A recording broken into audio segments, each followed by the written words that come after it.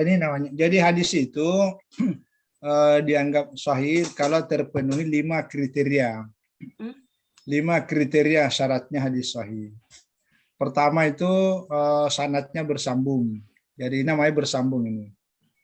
Ini bersambung. Jadi Nabi ini kan bersabda, akmalul mu'minina imanan ahsanuhum khuluqa. Orang mukmin yang paling sempurna imannya adalah orang yang paling bagus akhlaknya.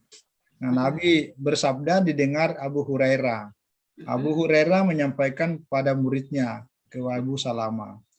Sampaikan kepada Muhammad bin Amr, sampaikan kepada Abda bin Sulaiman, Abda Sulaiman kepada Abu Quraib, Tirmidzi. Nah, Tirmidzi ini jaraknya lama ini.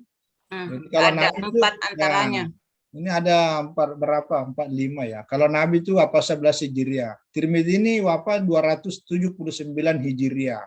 Kalau Abu Hurairah wafatnya 57 Hijriah. Jadi jaraknya lama. Nah, ini tidak boleh putus nih. Tidak boleh putus. Jadi harus bersambung. Nah, ini yang disebut. Jadi ketersambungan inilah yang kemudian menjadi catatan hadisnya itu sahih. Nomor 2 adalah periwayat yang menyampaikan itu adalah adil. Nah, ini harus adil semua ini. Adil. Yang dimaksud dengan adil dalam ilmu hadis itu 5 kriterianya. Pertama, dia beragama Islam. Jadi kalau dia murtad, itu tidak adil, tidak boleh terima hadisnya.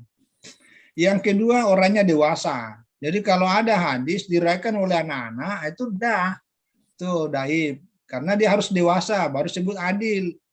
Yang ketiga namanya adil adalah pikirannya normal, sehat.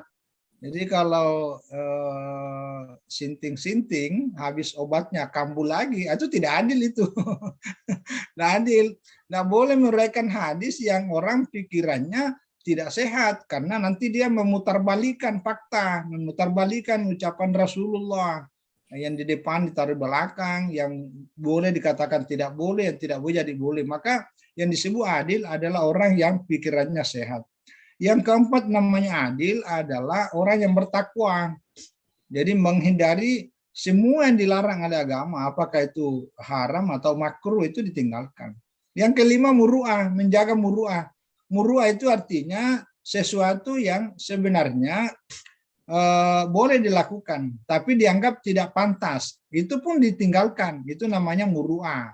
Ya, jadi menjaga muru'ah itu sesuatu yang tidak pantas, sebenarnya boleh tapi tidak layak sebagai seorang periwayat hadis, maka itu namanya menjaga muru'ah. Nah, kalau sudah terpenuhi 5 syaratnya ini, itulah namanya adil.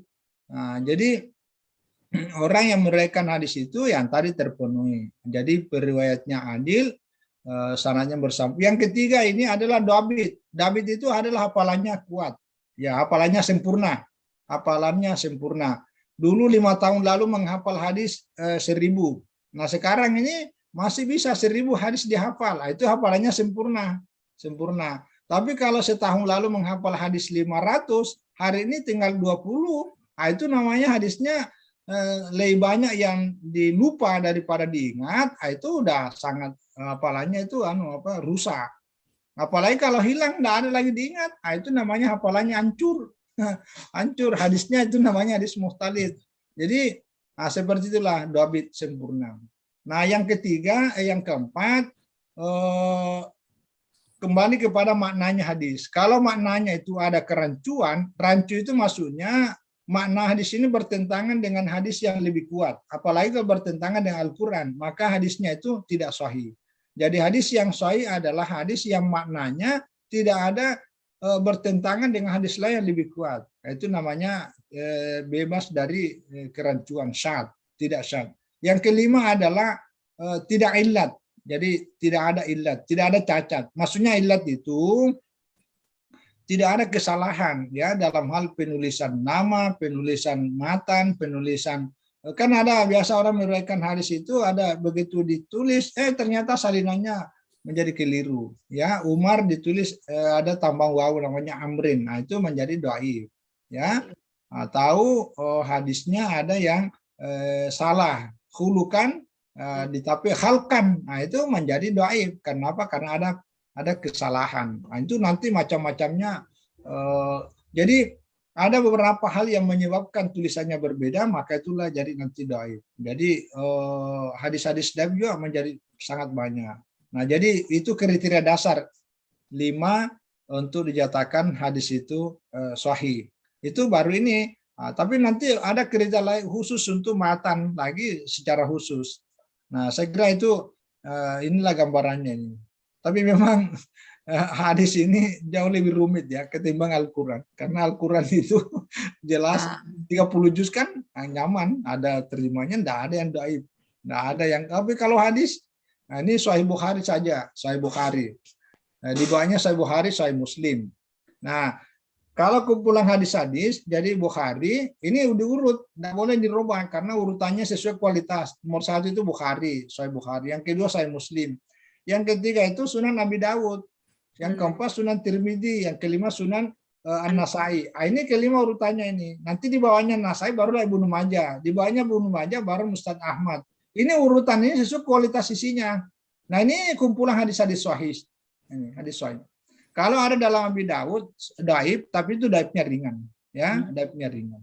Kalau ada di Nasai itu dhaifnya ringan, karena dijelaskan kedhaifannya. Itu bedanya itu. Ada kumpulan hadis yang lain, Sahih Ibnu Khuzaimah, Sahih Ibnu Hibban, ya ada beberapa kitab khusus untuk hadis-hadis yang sahih.